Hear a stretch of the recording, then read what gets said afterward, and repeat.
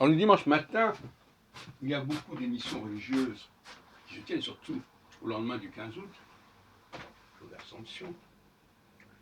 Et on nous parle de la grâce de Dieu, de l'action de grâce.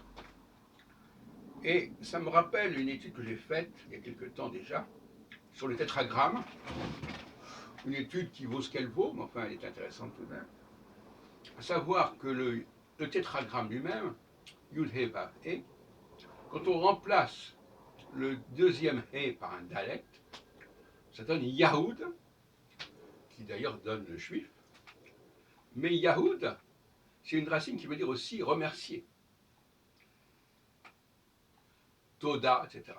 Donc, il y a dans le nom même de... Alors, laissons de côté la question du tétragramme, bien qu'il puisse y avoir un rapport, mais prenons le terme de juif, Yehudi. Dans Yehudi, vous avez la racine remercier. Et ça veut bien dire que la notion de remerciement est déjà ancrée dans le judaïsme, quelque part. Et d'ailleurs, il est regrettable, effectivement, que le nom de Dieu, Yud-He Vav-He, au fond, ce serait peut-être plus intéressant qu'il y ait un Dalet quelque part. Ce serait plus cohérent, d'ailleurs, pas de raison qu'il y ait deux fois la même lettre. Bon, ça c'est un autre problème. Mais quelqu'un qui connaît l'hébreu moderne, notamment le fait de dire merci, Toda, Toda, c'est la même racine que juif, que Yehudi.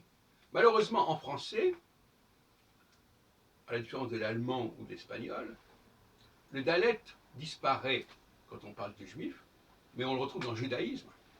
Et il disparaît également en anglais, parce que les Anglais suivent le français, ils disent Jew, comme nous on dit juif, mais dans beaucoup de langues, Judio, Yud, on a le Dalet.